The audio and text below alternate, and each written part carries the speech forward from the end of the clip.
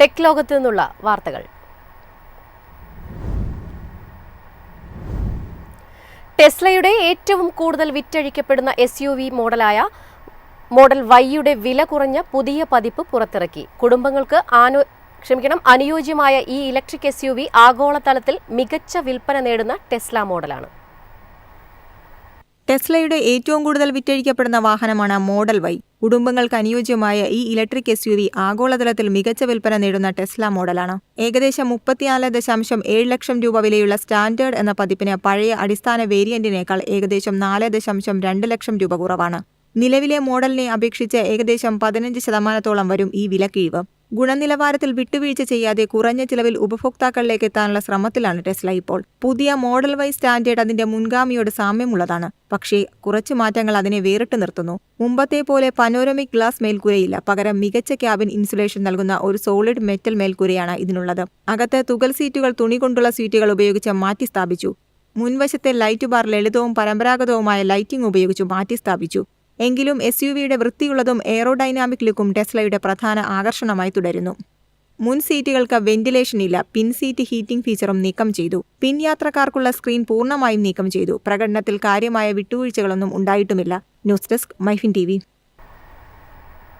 ChatGPT ഉപഭോക്താക്കൾക്ക് സന്തോഷ വാർത്ത. സ്പോട്ടിഫൈ മുതൽ ക്യാൻവ വരെ ഇനി ഒറ്റ വിൻഡോയിൽ. പുതിയ പ്രഖ്യാപനവുമായി OpenAI. മനുഷ്യന്റെ ആശയവിനിമയ മേഖലയിൽ ഐതിഹാസിക മുന്നേറ്റം സൃഷ്ടിച്ച അമേരിക്കൻ കമ്പനികളിലൊന്നാണ് OpenAI. നിർമ്മിത ബുദ്ധിയുടെ കുതിപ്പിന് കാരണമായ ChatGPT എന്ന ചാറ്റ്ബോട്ടിനെ ലോകത്തിനു മുന്നിൽ പരിചയപ്പെടുത്തിയത് OpenAI ആണ്. ChatGPTയുടെ പുതിയ മാറ്റത്തെ ഇപ്പോൾ ലോകത്തിനു മുന്നിൽ പരിചയപ്പെടുത്തിയിരിക്കുകയാണ് OpenAI. ഉപഭോക്താക്കൾക്ക് ചാറ്റ്ബോട്ടുമായി സംവദിക്കുമ്പോൾ തന്നെ മറ്റാപ്പുകൾ അതേ വിൻഡോയിൽ ഉപയോഗിക്കാൻ കഴിയുന്ന പുതിയ സാങ്കേതികവിദ്യ അവതരിപ്പിക്കുന്നതായി OpenAI പ്രഖ്യാപിച്ചു. ആപ്പുകൾ സ്വാഭാവിക ഭാഷയോട് പ്രതികരിക്കുമെന്നും ചാറ്റിൽ സംവേദനാത്മക ഇന്റർഫേസുകൾ ഉൾപ്പെടുത്തുമെന്നും OpenAI വിശദീകരിച്ചു. ChatGPTയുടെ ഏറ്റവും പുതിയ വേർഷനുകളായ ChatGPT free, ChatGPT plus, ChatGPT Pro എന്നിവയിൽ ഈ സേവനം ലഭ്യമാകുമെന്ന് OpenAI പറഞ്ഞു. Booking.com, Canva, കോഴ്സെറ, Figma, എക്സ്പൈഡിയ, Spotify, Sillo എന്നീ ആപ്പുകളാകും ആദ്യഘട്ടത്തിൽ ചാറ്റ്ബോട്ടിൽ ലഭ്യമാകുക. ഈ വർഷം അവസാനത്തോടെ കൂടുതൽ ആപ്പുകൾ ലഭ്യമാക്കാൻ പദ്ധതിയിടുന്നതായി OpenAI പറഞ്ഞു. News desk MyFin TV. Train വൃത്തിയാക്കാൻ ഡ്രോണുകൾ പരീക്ഷിച്ച് ഇന്ത്യൻ റെയിൽവേ. വീഡിയോ Xൽ പങ്കുവച്ച റെയിൽവേ മന്ത്രാലയം കുറഞ്ഞ സമയത്തിൽ കൂടുതൽ ഫലപ്രദമായി ഡ്രോണുകൾ ഉപയോഗിക്കാമെന്ന് റെയിൽവേ മന്ത്രാലയം പറയുന്നു. ട്രെയിൻ കോച്ചുകൾ കഴുകുന്നതിനായി ഇന്ത്യൻ റെയിൽവേ ഉയർന്ന മർദ്ദമുള്ള ഡ്രോൺ ക്ലീനിംഗ് സംവിധാനങ്ങൾ പരീക്ഷിക്കാൻ തുടങ്ങി. ഡ്രോണുകളുടെ സഹായത്തോടെ അമൃത് ഭാരത് എക്സ്പ്രസ് വൃത്തിയാക്കുന്ന വീഡിയോ റെയിൽവേ മന്ത്രാലയം സോഷ്യൽ മീഡിയ പ്ലാറ്റ്ഫോമായ Xൽ പോസ്റ്റ് ചെയ്തു.